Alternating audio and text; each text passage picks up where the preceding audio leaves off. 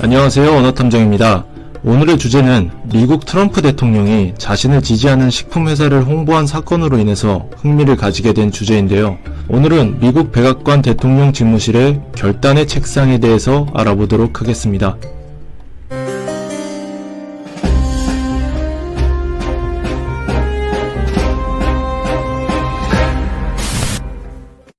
앞에서 말씀드렸던 것처럼 결단의 책상이란 이름을 가진 이 책상은 미국 백악관 대통령 집무실에 있는 대통령 전용 책상입니다.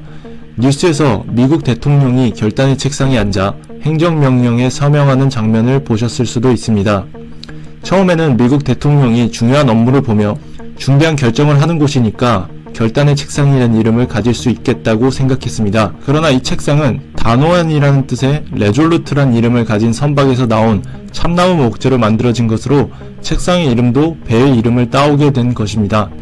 영국의 탐험가이자 해군 제독 존 프랭클린은 1845년 북극으로 가는 북서항로를 개척하기 위해 탐험에 나섰다가 실종됩니다.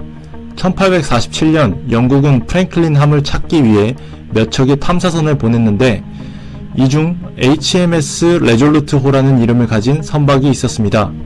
HMS는 His 또는 Her Majesty Ship의 앞글자를 줄임말로써 시대상으로 본다면 당시 영국 여왕이었던 빅토리아 여왕의 배라는 뜻입니다.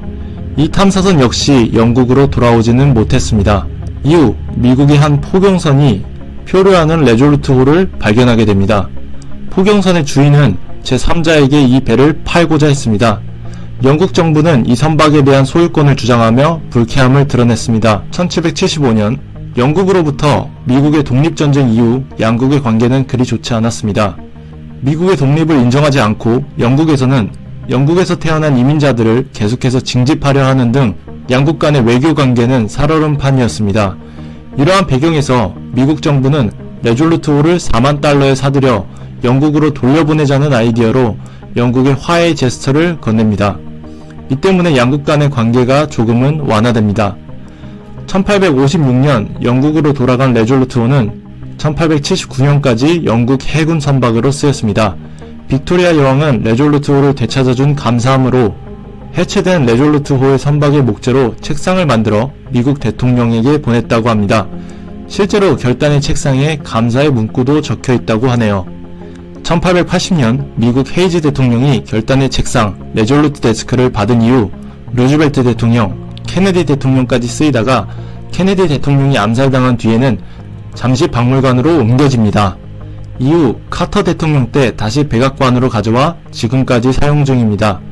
원래는 중앙이 뚫려있는 모양의 책상이었지만 소아마비를 앓으셨던 루즈벨트 대통령이 휠체어에 앉아있는 모습을 보여주고 싶지 않아 후에 미국 국장을 새긴 가림판을 붙여 지금의 모습이 되었다고 합니다.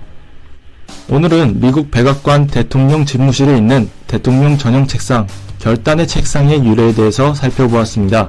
역사 속에서 미국과 영국은 뗄래야 뗄 수 없는 관계인데요. 현재 미국 대통령 집무실 속에서도 이 양국 간의 역사를 발견할 수 있는 흥미로운 이야기였습니다. 오늘의 컨텐츠는 여기까지 하도록 하겠습니다. 시청해주셔서 감사합니다.